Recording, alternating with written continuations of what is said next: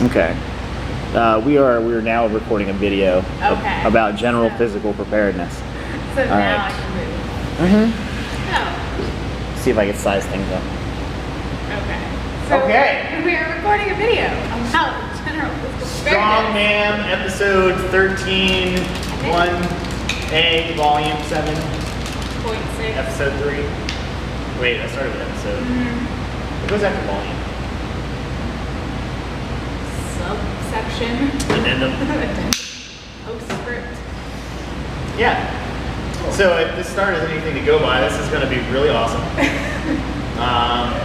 We are going to, opening my notes here because we're also going to forget what the fuck we're talking about at some point. There's lots to say today. Hey, I have an idea. Yeah. All right, so this is Gabby Hoffman. Hi. I'm Jason Strupp. We are two people that like Strongman. And before we talk about an amalgam of subjects to include things such as signing up for your first show, how strong do you have to be to do Strongman, and you know, how to train off season, in season, and like how your gym lifts may affect your competitive lifts. Let us preface all this by giving you the TLDR. There are no real prerequisites for becoming a strongman other than the willingness to do so. That's out there. Yeah. And if you have, if you really just want someone to yell at you for 10 minutes and convince you to do what you already know you should do, Alan Thrall from Untamed Strength just put out a video a couple of days ago on this very subject, and it's excellent. Highly recommend. Yeah, we'll put the link to his YouTube video there, so that you can see that. And he is absolutely 100% right about everything he says. Now, we're going to ignore that and go into a great deal of detail about how strong you do have to be and what you need to know and yada yada yada. All right. So, without further ado, first things first.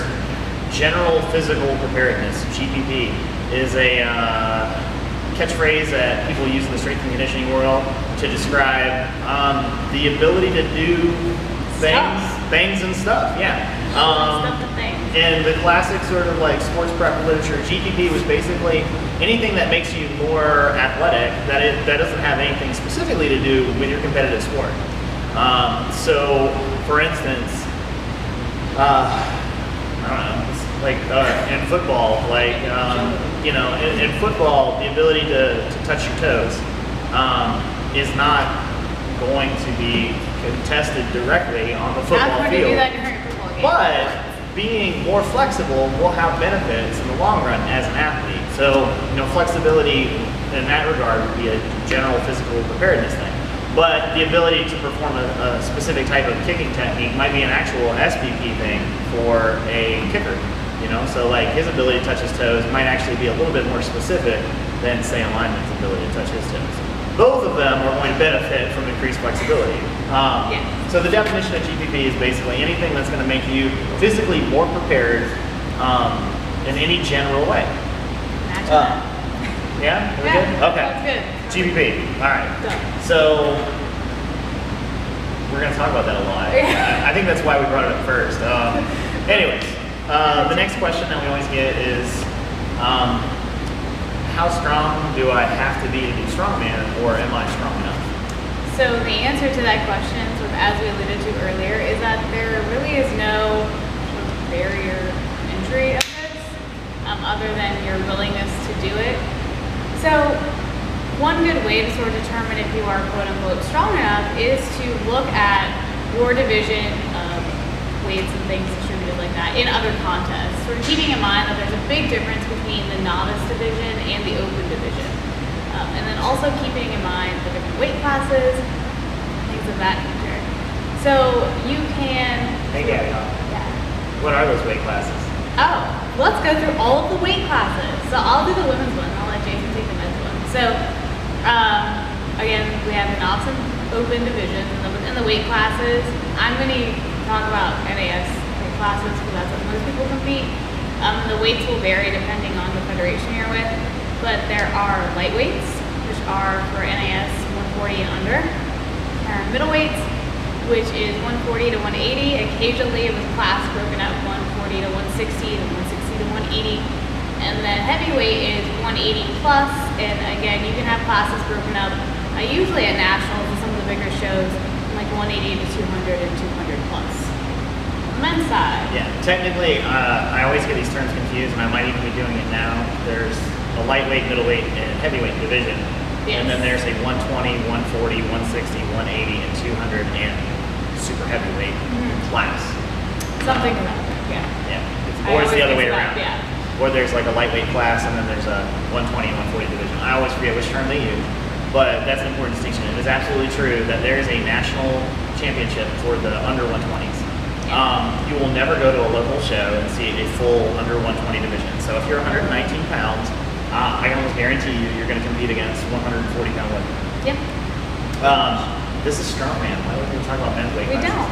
Because it's interesting information, and you know, most of the time, even if you're competing as a woman, you'll probably go to a show where there are dudes. Yeah. So That's there is a yeah. new Strongman fitness class So fitness. at 150 and under. And then there's the lightweight class, which is 231 and down. And then there's the heavyweight class, which is everyone over 231. I have been seeing some confusion or lack of distinction between lightweight, middleweight, and heavyweight being used in different ways by different promoters. But the actual weight classes have not changed. So other than the addition of 150, there's a 175, there's a 200, there's a 231, there's a 265, there's a 300, and there's a 301 plus. I think that's right. To be honest, again, it depends on the size of the show. 230, there's almost always going to be a 231 because there's a pro division for 231s, and so it's a very popular class. There's usually a 200 division at most shows. Sometimes there's even a 175. There's rarely a distinction between like 265 and the rest of the super heavyweights. You know, if you're gonna be over 231, you may as well be 400 pounds. Just try harder. just try a lot harder. Yeah, every pizza is a personal pizza. Try hard and believe in yourself.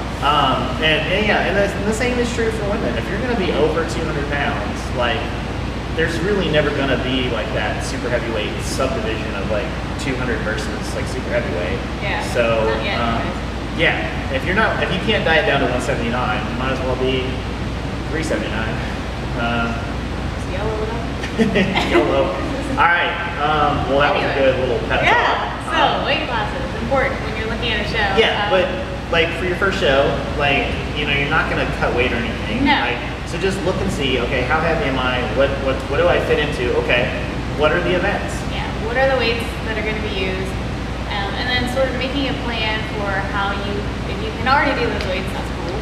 But if you can't, sort of keeping in mind that it's okay to zero a couple events or an event or two or whatever, especially on your first show.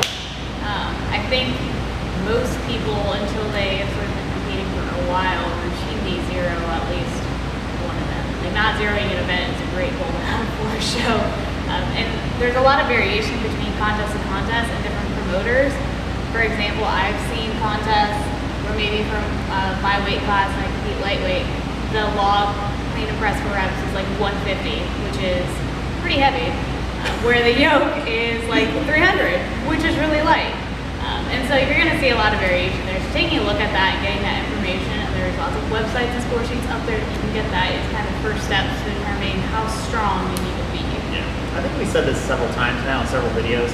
If you're a woman looking for your first show, I guess one side of the coin is not to take it too seriously. It's just your first show. I mean, you're gonna fuck up and do dumb stuff, and you're not gonna win. It's part of the fun. And if you really are that upset about trying to win, like your first try at something, like, that's a bad attitude to have. On the flip side, like, if you want to have a good experience, you should probably seek out promoters that have a good reputation for having a lot of women at their shows. That's a good sign in and of itself. If a lot of girls are going to those shows are probably good shows for girls. Yeah. Like, pretty straightforward. There's one or two organizations, like Ladies Lift Here, is pretty unique in the sense that it's a promotion organization that really just only does women's only shows, or does their own women's only shows as part of bigger broader shows. Yeah. You can rest assured if you're going to a show like that, that the weights are going to be appropriate for your weight class. Whereas Yes. sometimes in some parts of the country with some promoters, you know, it's a very male-dominated sport, and the male promoters promoting the shows don't really necessarily train with a lot of women, or you know, or have a very good grasp of what they're capable of, which is unfortunate because all you need to do is go to the NAS website and look at the contest results, and you can see what weights were done for what events and who got how many reps with what. So you know, if you're trying to figure out whether or not you can hang, all you got to do is go look at some prior shows and results, and you know, and look at the entry form, see what the weight was, see how many reps the winners got, see, you know, or how fast their time was, or whatever the event may be. And it's pretty straightforward. And I guess that segues nicely into kind of our example. You know, there really is no prerequisite, like you must bench press this or back squat that. However, if you're going to check out a show, I think it's safe to say that most amateur shows have about 5 events. One event is typically a clean and press related event. Another event is usually a deadlift related event. Those are pretty standard. That's pretty standard. Every show. And then there's usually 1 or 2 kind of like carrying and loading events. Moving events. Moving events, yeah. Say 2 moving events. So like 2 lifts, 2 moves, and like a carry load type of thing. And so most of those events are related to gym lifts, like squatting and deadlifting and you know, power clean, stuff like that. So there is a general physical preparedness of like, I can squat this much. It should correlate to the capacity to be better at this, this, and this. So, you know, as I get better at this exercise, my potential ability to do this will improve. Basically, we found in our strength programs at Full Circle that most of our athletes who train for a while have fairly consistent technique in like the clean and jerk and the squat they will tend to clean and jerk about 75% of their 5 rep max in the back squat. Again, they'll clean and jerk about 75% of their 5 rep max in the back squat. Now this is different from something that, you know, somebody who specializes in different domains. Like I've had this discussion with Glenn Penlay before, and you know, he says that in his Olympic lifters will clean like 80% of what they 1 rep max squat. That's a much higher percentage. But guess what? Those guys are really, really good at cleaning. That's their sport, right? So it's kind of obvious. Like our non-specialists are more interested in strength and a little less interested in Olympic lifting technique. So that's where we get our percentages from. We have some really strong dudes that are very uncoordinated in the Olympic lifts. That's more like 70%. And we have some CrossFitters who are extremely competitive, like they're very good weightlifters, pound for pound. That might be more like 80%. But that's the general rule. So by way of an easy math example, if you can back squat 200 pounds for 5 reps, then you'll probably have a good shot at cleaning and pressing the barbell at about 150 pounds, give or take, right? And so with that in mind, it gives us some criteria, you know, creates a formula for us to kind of estimate what you might be able to do on like a clean and press type of event. We've also found that most of our athletes, now the deadlift varies a lot more, but on average, most of our athletes deadlift about 135% of what they back squat for a 5 rep max. Now, the reason that it varies a lot more is some athletes specialize more in the deadlift within our team. For instance, our strongmen deadlift much more often, and they're much better at it, generally speaking. Then there's the deadlift is an easy exercise to learn, and thus you'll have a greater variation in performance early on because of people's natural predisposition to the movement. Some people have certain, leverages and anthropometric abnormalities that will allow them to do very, very well or not in the deadlift. And when I say the deadlift, I'm talking about the conventional deadlift. We don't, because again, we train mostly strongman and crossfitters. We don't get, there's not a lot of application for a 1 rep max work in the sumo deadlift. We don't really have anyone competing in powerlifting right now. So anyways, we thought we would use an example, okay? So Ladies Lift Here had a show just a month or 2 ago, a women's only show in Lancaster, Pennsylvania, the main queen. They had 2 events that were just like we were describing. They had a clean and press event, and they had a deadlift event. Both were for reps, so it wasn't a 1 rep max thing. And to be honest, I'd say your odds of seeing the 1 rep max versus the 4 reps is probably about 50-50. Yeah, I'd say it's pretty even. Yeah, so it's important that you raise your 1 rep max. You need to be as strong as possible. But it's probably equally or slightly more important that you're good at, repping shit out. Now, guess what? Your ability to rep stuff out will go up when your 1 rep max goes up. Right. But nevertheless, the middleweight open division, right? So that's the girls that are under 180 again, but above 140. The middleweight novice division, they had, what was there, 110? Yeah. I think 110. Yeah, they had a log clean and press away, right? For 110 pounds. It wasn't clean every rep, right? Clean every rep. Ugh. So it was a clean and press, 110 pounds. And they had an axle deadlift that was 18 inches, right? Correct. Yeah. So the clean and press event was 110 pounds. So going back to our earlier example,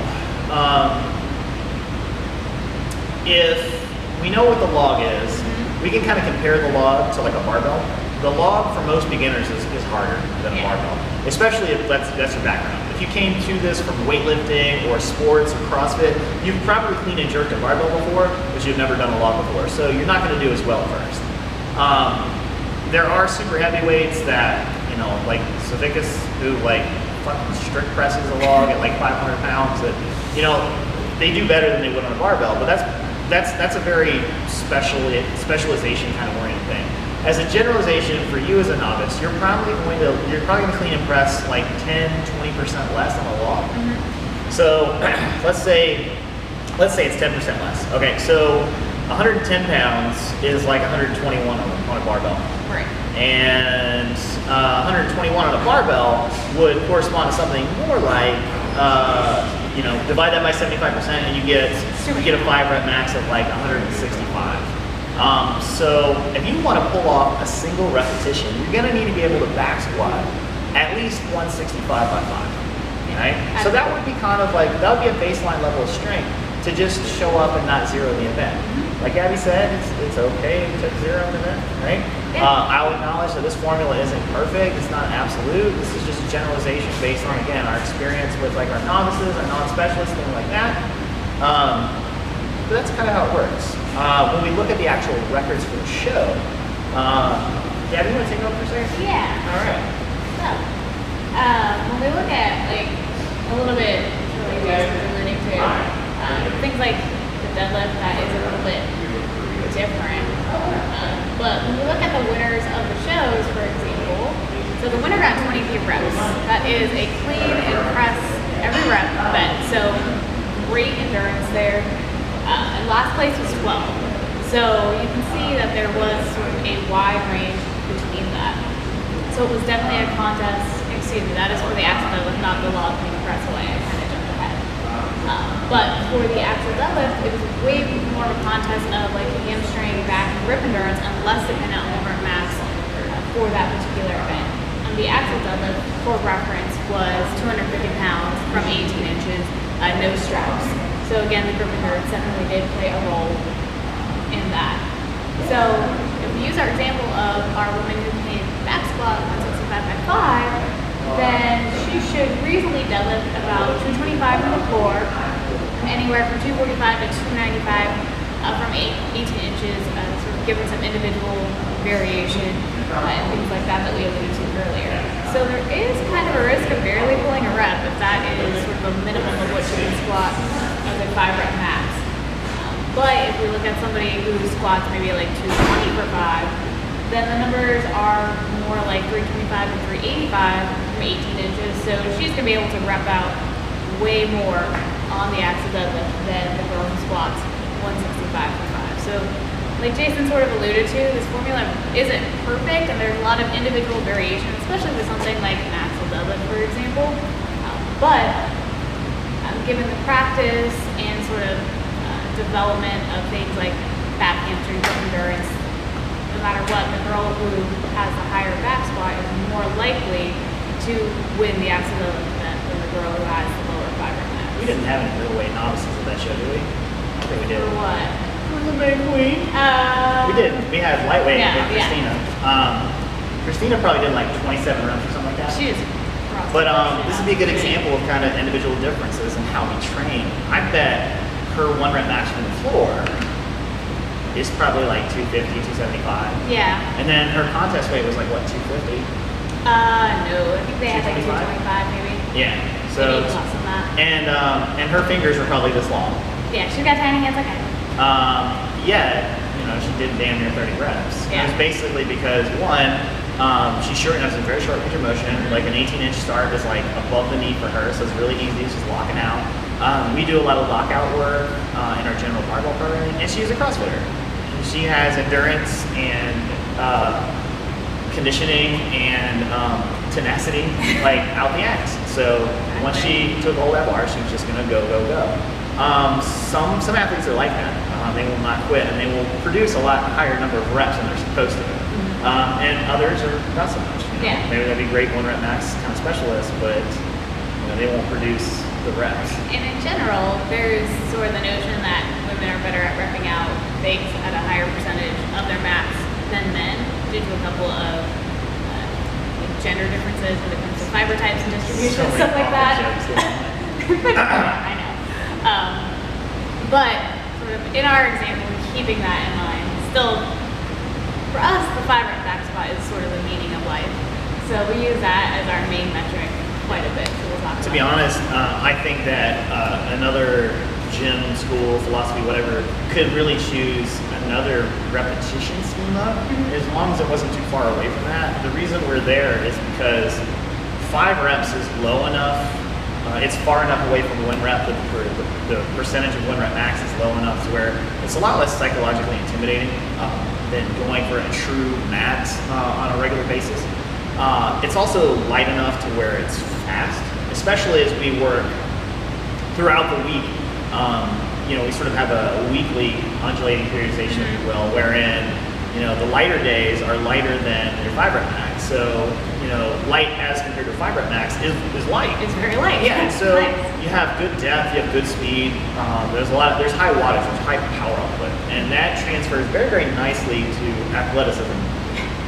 Basically, yeah.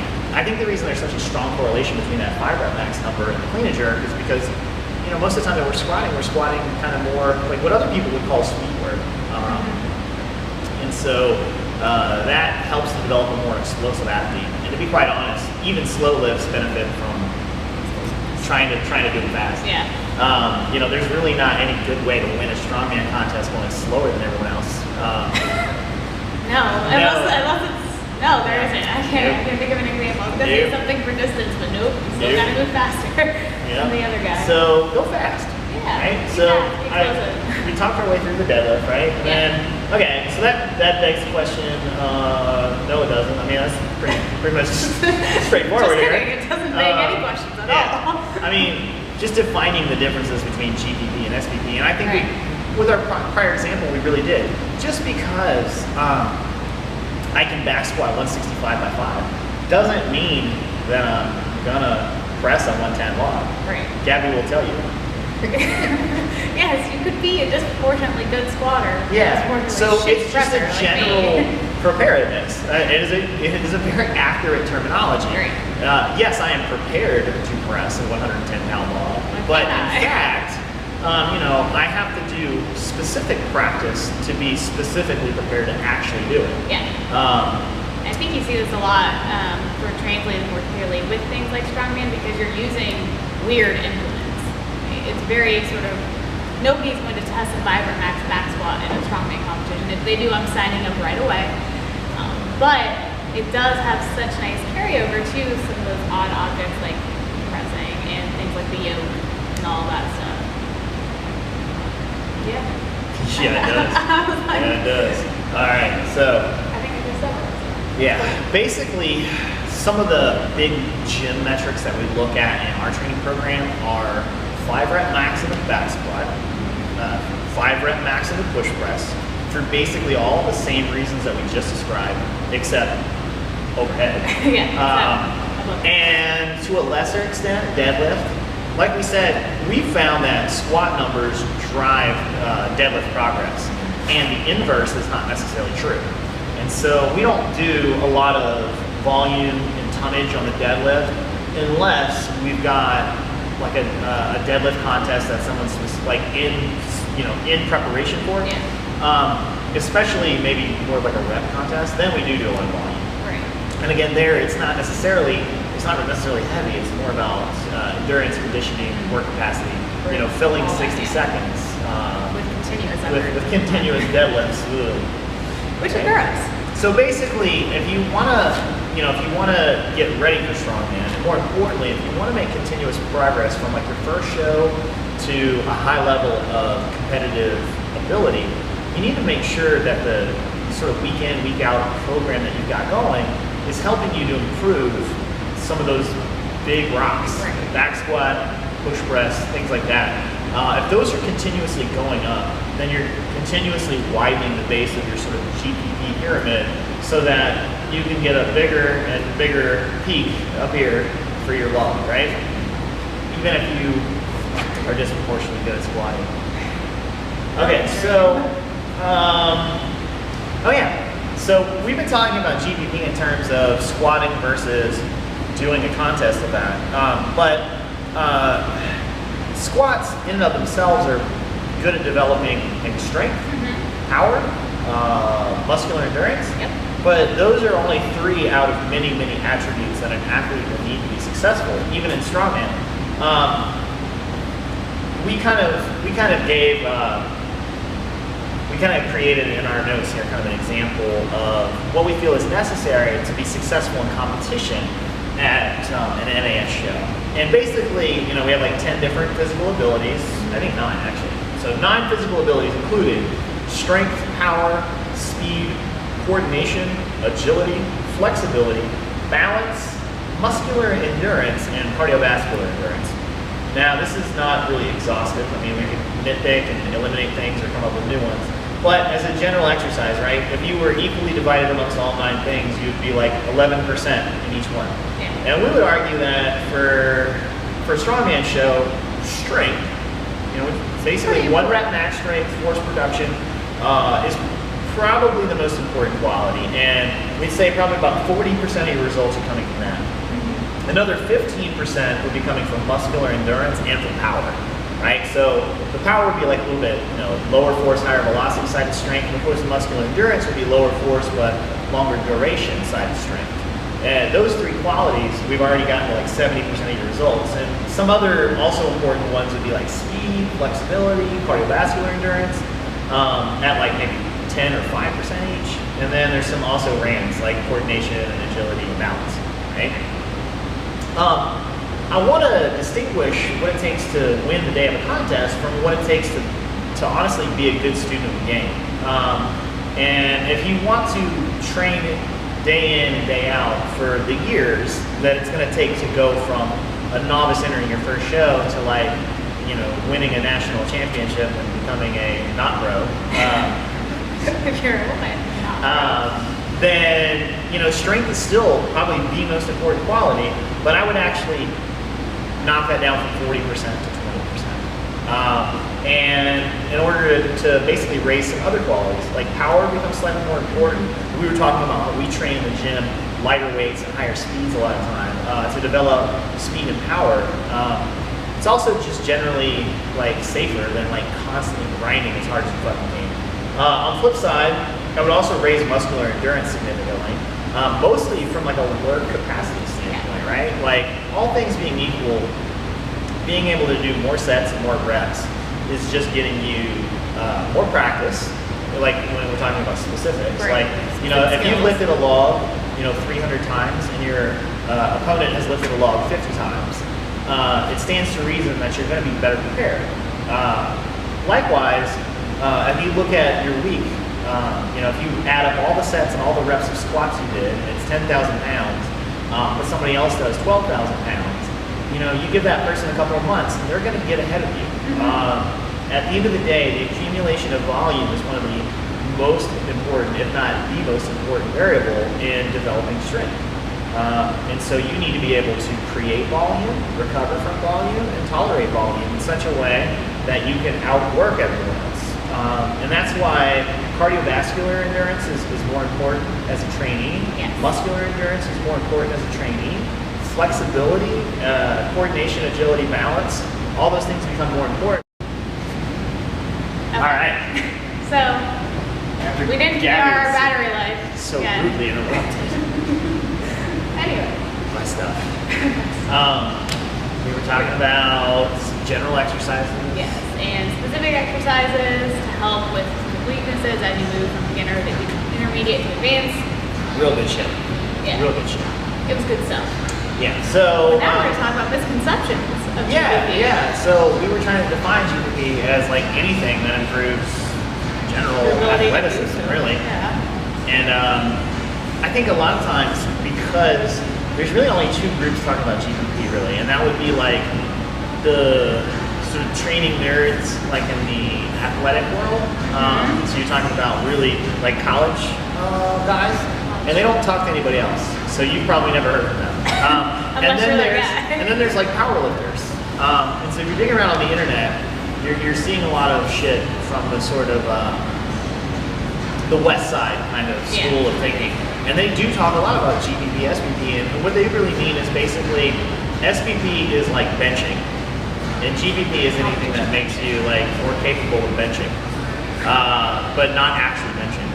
Whereas in the athletic world, really GPP means anything that makes you more physically prepared to move. You know, it can be any number of physical capacities, like flexibility, cardiovascular endurance, you know, mobility, agility, coordination. All these things are actually exceptionally important in a sport like Strongman.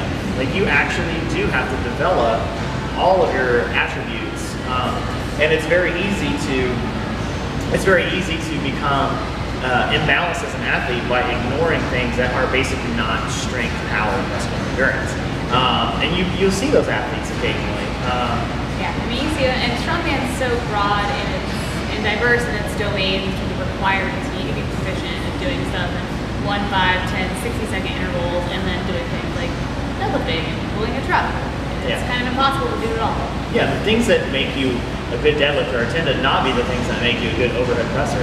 Right. And the things that make you good at 1 rep max tend to compete somewhat with being able to pull a truck for like 60 seconds. So you've got to be pretty good at everything. And what you'll notice when you watch the higher level shows is, the guys on the podium like win events, but not all of them.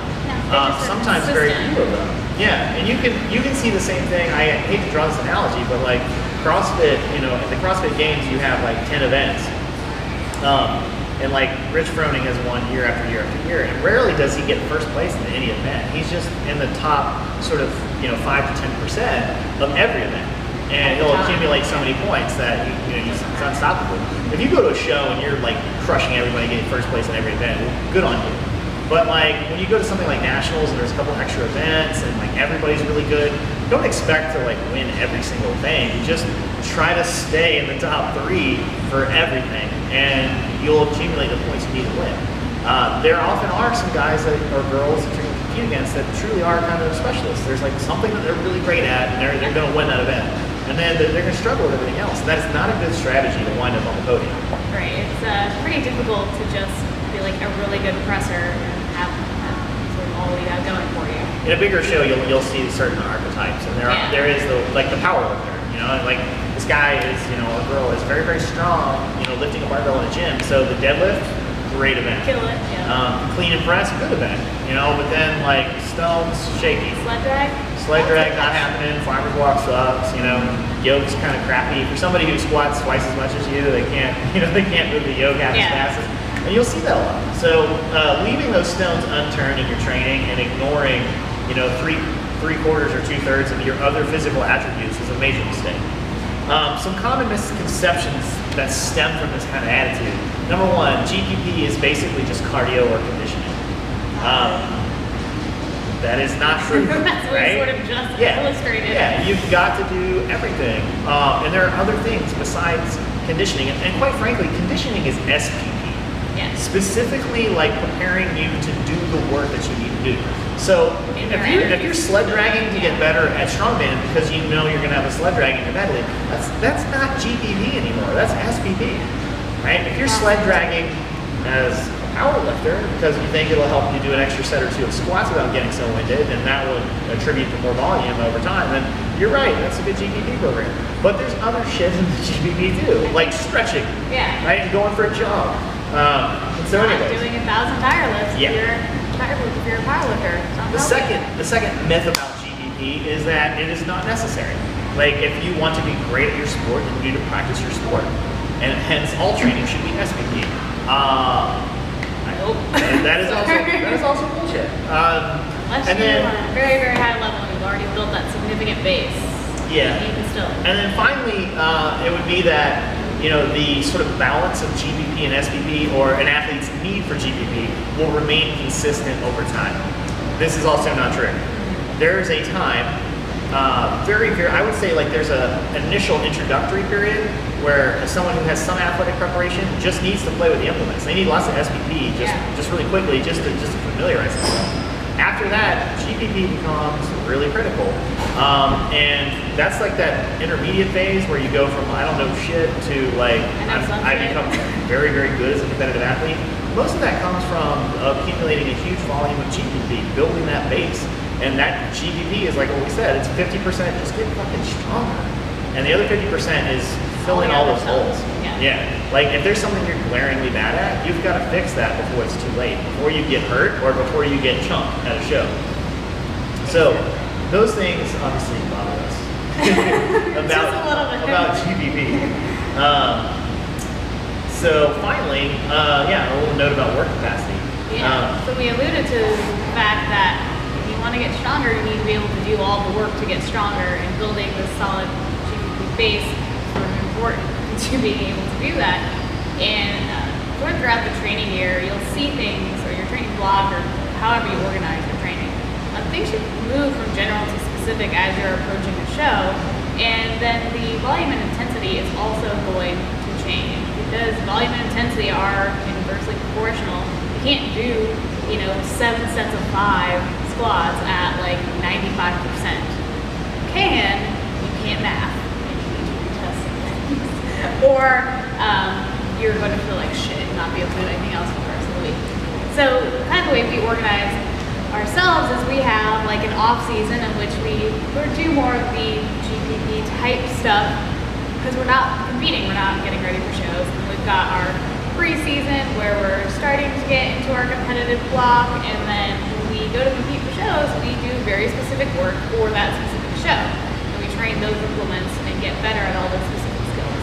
Yeah, I would say that if we subdivided athletes into novice, beginner, and advanced, the novice athlete basically requires less off-season and more specific preparation simply because they don't know anything, and the learning curve is it's so awesome. Like, you just get PR everything every time you touch something. The intermediate athletes probably would benefit also from more competition and less off-season, in the sense that just gaining experience to learn what you should be working on is very, very helpful. And then as a more advanced athlete, I think as an advanced athlete you can set very specific goals, like qualifying for nationals, competing well at nationals, getting your pro card, whatever. And in that case, you could probably spend the majority of your year in an off-season type of phase, and very, very rigorously preparing for only 1 or 2 shows. I think that almost everybody needs more off-season most of the time. I think if we're going to do another... Or you need one period. Too long didn't read version of this, it would be that, like, the classic mistake that self-guided strength athletes make is taking no off-season and having no GPP. And you see it in all the sports, weightlifting, powerlifting, strongman, what have you. And you ask anybody who would have a brain that teaches others and stuff, they will concur. Like, that is what people do wrong. They take no off season and they have no GPP, and thusly they have no longevity to their career. And to accumulate a 1,000-pound squat, it will take a long time. So if you're going to burn out early, you're never going to make it there. Yeah. So, dude, there was one other thing I was just going to say. With just like using ourselves as examples, we've kind of adopted more of like a block training model, and in doing so, you know, the blocks might be 6 to 10 weeks in length, usually about 8. So we get about 6 blocks per year, basically, and that sort of gradation allows for a more organic flow from, like, you know, I just finished my last contest of the year. I'm exhausted. I want to hang myself. I don't want to touch a log ever again. First block of off season is extremely gentle. Back squat and bench press, jogging, stretching, like playing other sports, making up CrossFit versions of Strongman shit for cardio, stuff like that. It's just completely fuck off, you know? Yeah. But with a couple of concise goals, like, you know, improving your body composition, just getting just generally stronger. Block 2 is a continuation on that theme, but maybe a little more specific. You know, cardiovascular exercise probably plays a lesser role, but it's still important. You know, you might start varying some of the lifts, like, you know, from back squat to front squat, bench press to stretch press, things like that. You may even incorporate some implements, like especially the ones that you're the most weakest at. So like Gabby and I both struggle with a log. So, you know, the second block, we might actually have like log 1 day a week. But if we were gonna do any, like, I would not, like, our first block of off season would have like box jumps or, you know, stuff like that. Like, it not like literally box jumps, but like jumping. Something, yeah. Some explosive. Block two would be like power cleans. And then block 3 would be like, maybe finally we start doing some keg, log, axle stuff. Yeah. And maybe one of each, you know, and we're not really drilling anything, we're just, you know, sharpening them back up because it's been 25 weeks since the last time we touched an implement. Yeah. And the third block would be like probably the final sort of off-season block. The fourth block would be like the preseason that she was describing, or a specific prep block. Like assuming, let's say, you know, one half of the year is devoted to off-season, the second half of the year, the other 3 blocks would be devoted to like 3 contests. Or 2 contests. So like you have like a preseason, then you have like a contest prep, and then you have another contest prep. And that's 6 blocks, that's 48 weeks. Yeah. You take a week off, you know, you go to the beach and you start over again. Yeah. I think this like cycle is sort of self-evident and like just a no-brainer in so many like Olympic sports and so many like school like organized more sports. evident when you talk about like traditional sports. Like it makes sense that if you are a football player, you don't have scrimmage every single day, every single month. You don't practice like that. You go to the weight room where your off season is. And that makes sense if we can apply it and see examples of that and lots of other things. People just sort of don't carry it over to strength sports for some reason. Well, to be honest, I think a lot of the athletes who are attracted to strength sports either were never athletes, right? Like they discovered weightlifting more like later in life, as an adult, or it's been a long, long time since they've been a part of a team sport, or they were never a part of a team sport. There's a lot of loners. Some lone wolves. A lot of rebels. All right, what else do we have to say? I think that's it. That's all I have to say about GPP. And wow, that was pretty succinct, Gabby. Thanks. Could have been more than 40, 45 minutes. We were getting there. Yeah. We're gonna PR our video link. All right. So like us on YouTube. You're already here. It's so easy. So just hit a button. Yeah, hit a button. Thing where it says subscribe. Like us on Facebook. Give us your questions. Like us on Instagram. Yeah. We have an Instagram account? Yeah, we have an Instagram account. Yeah, like us on Instagram. I'll post some stuff. Send us a snail mail letter. Oh my god, I would love that so much. I really want letters. Jason would. I would appreciate it. You can send me a snail mail. Chicks. Chicks take letters, man. It's true. All right. The most valuable thing I've said this whole video. All right. I don't know. So yeah, it feels like we're winding down. It does. Okay, well then there's that. Yeah. So I hope this was helpful to you. I hope you understand now that you need to at least squat 165 by 5 in order to press a 110-pound log. These are the rules of physics. You can ask, I was going to say Leonardo DiCaprio. But no. But I meant Da Vinci because he was a physicist. But Leonardo DiCaprio would also work, I suppose. I don't know if he knows anything about squatting 165 by 5. If you're in Richmond, there's a place that can help you do that. He's the face of the dad bod. Oh. So I don't think he knows about squats. See, that's his problem. Wow. Now we've completely derailed. I'm sorry. I hope that was nice. We'll see. But we'll just go ahead and go. Yeah, we're gonna Before we get really awkward. Or stay awkward. Before it gets awkward. Whew, right, right in the nick of time, man. Whew.